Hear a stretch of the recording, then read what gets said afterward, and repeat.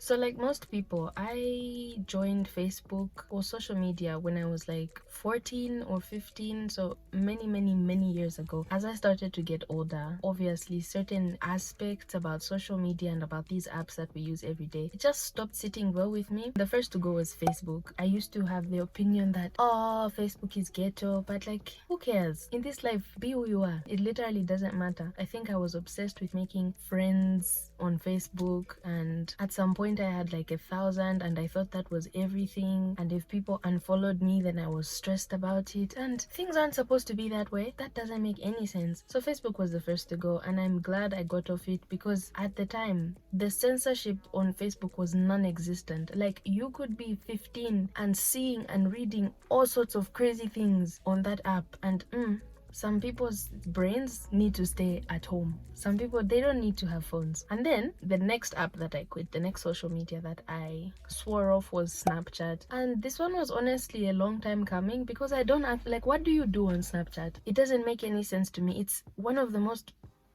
boring applications. This is just my opinion. Just, whoa, do I have to send you a snap every single day for you to know that we're good friends?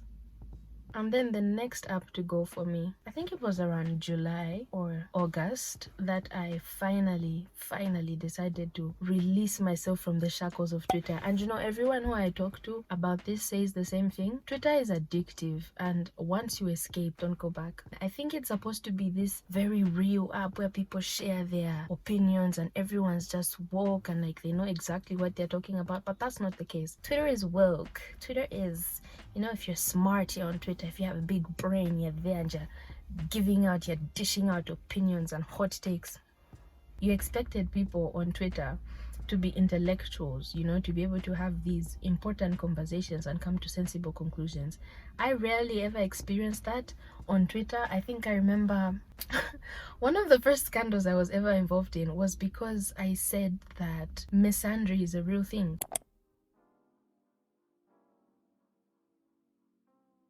And I remember just arguing the point that it doesn't make sense for you to literally say that this thing doesn't exist because it exists. I was, you know, called out for like being an apologist, and no, we can't be here educating you. Like, you just need to read about these things and learn that misandry doesn't exist because the patriarchy. And shut up, bro. What are you saying? Real conversations don't happen like that. That was one of my biggest pet peeves about being on Twitter, is the way people talk on Twitter is not how you conversate. Or is it conversate? It's not how you have conversations in real life. It got tiring. It got very tiring for me, because I used to check Twitter like the news. I don't know if I'm the only one who used to do this. I would open my eyes, and as soon as my eyes open, I would pick up my phone and I'm opening Twitter like I'm reading the news. I think at the time I was spending maybe 3 hours on Twitter a day, and that's not okay. That's not okay in any way. I was a student. I had classes. I had friends. I think I was even in a relationship. I honestly don't know where I found the time.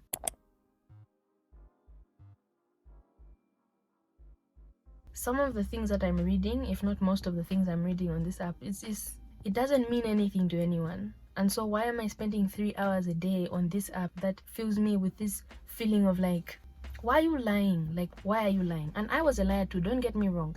Like, I'm not saying this like to attack other people. It's because I was this kind of person, and that's, I think, what got to me the most. It would have been fine if I could just judge everything from the outside, but I was becoming that person. Like, I would pack entire like big opinions into one single tweet and then get mad at people for not understanding me. Like, bro, the discourse isn't actually discourse. Also, the thing about it being such a big echo chamber on Twitter, it's like the same 10 conversations happening over and over and over and over again, and it just gets so tiring, bro. Like, every time there's noise on Twitter and it reaches the other apps that I'm on, like Instagram, or like I see it on people's WhatsApp statuses, chances are, the bottom line, it's been said before, Like, we've been here, we've talked about these are just reiterations, but it's funny. I will give it that. Twitter is the funniest app, maybe second only to TikTok. So like I said, I was spending too much time on Twitter, and I really just wanted to free up that time, and instead I just replaced it with TikTok. That's literally what happened. I thought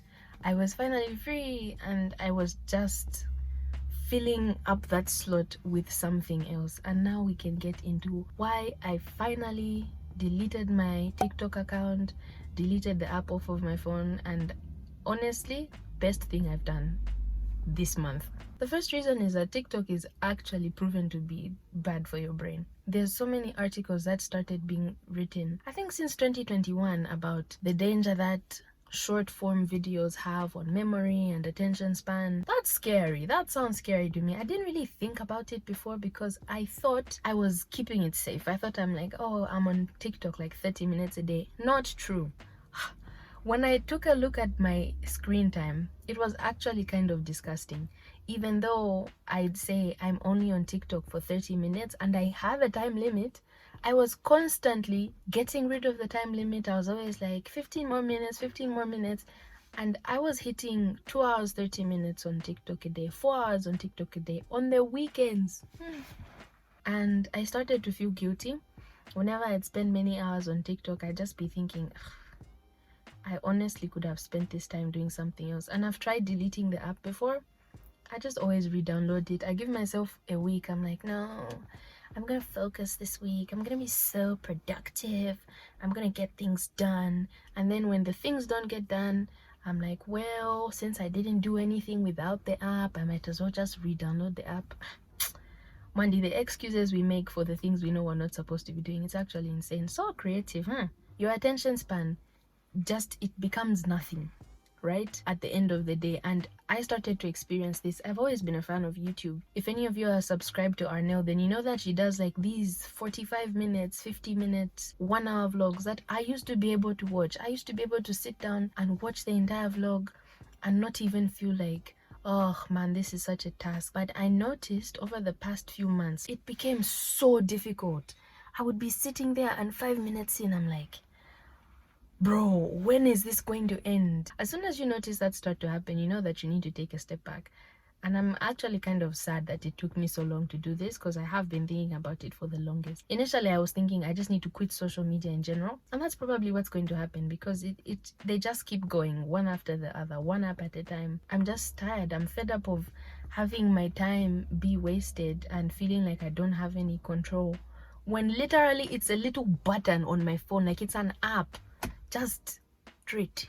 Don't even feel bad like you're missing out on anything.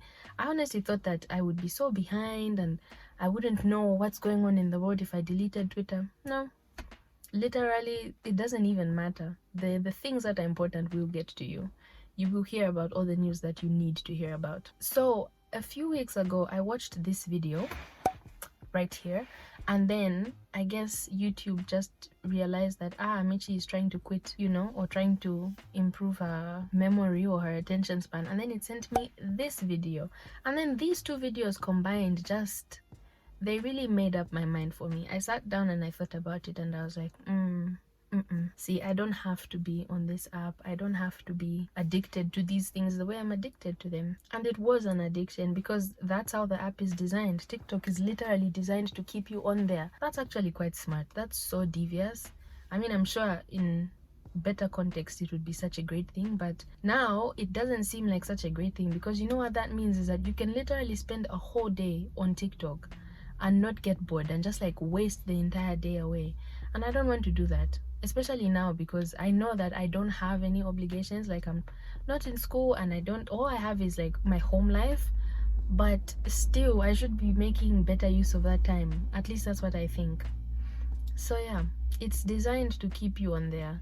Just be aware of that. If you catch yourself in like 1 hour, you're not weak or anything like that, and you might be feeling bad. No, it's not you, it's the app. Another issue that I had with TikTok is that I was literally using it when I was feeling negative emotions, which I knew 100% that TikTok is going to make me feel better. Like, instant dopamine, instant endorphins. I could always depend on TikTok. Man, TikTok is so funny. People, the insides of their brains, I'm just... Honestly, if you're sad, just be sad. If you're anxious, just be anxious. Sit in your feelings, let them go through you. Don't like hold on to them and store them, which is basically what distraction does, right? It's like if you're feeling bad about something, instead of addressing it and, you know, letting it go, you internalize it and it just sits there and festers like a boil, and it gets rotten, and over time you just find yourself struggling with things that maybe you could have avoided if you just faced the thing when it came. Like, face it head on. I unfortunately am the kind of person who I ran away as soon as I sense emotional distress. I'm running. But I don't want to do that anymore, and I was using TikTok to do that for so long. Not anymore now, because I'm free. I really do feel better. I feel like I have gotten rid of something that was potentially harming me, and that makes me feel like I'm taking care of myself, and that's always a good feeling. I'm a slut for self-care. That's basically it. I don't know if it's going to happen with Instagram, if I'm going to end up deleting Instagram and YouTube. And I think the thing about Instagram that makes it so different is that we know what we're getting ourselves into. No one goes on Instagram expecting people to be, you know, posting that they have mental illnesses, or that they got expelled from school, or that they're no longer in a relationship. Most people just go on there and post highlights. They just post like the good things that happen in their lives, and we know this. We know that it's basically a highlight reel, so we're not being deceived at all. And I think the biggest reason why I don't think I'm ever going to delete Instagram is because I'm not addicted to it. I can spend 10 minutes on Instagram and be done. And YouTube is social media, but I think I'm a lot more careful with how I spend my time on YouTube as a YouTuber. I know that I want to support channels that give me value, channels that help me, channels that educate me. So far, those are the only apps that we've chucked out of the rotation, and I think I'm honestly better for it. I know I won't feel the effects immediately, but I hope it will help me be more focused, more attentive, you know, remember things better. And if anything changes, like if my third eye opens because I'm not on TikTok anymore, I'll be sure to update you. Thank you for watching this video. If you enjoyed it, please remember to leave me a thumbs up and a comment, and I will see you guys in my next video. Bye.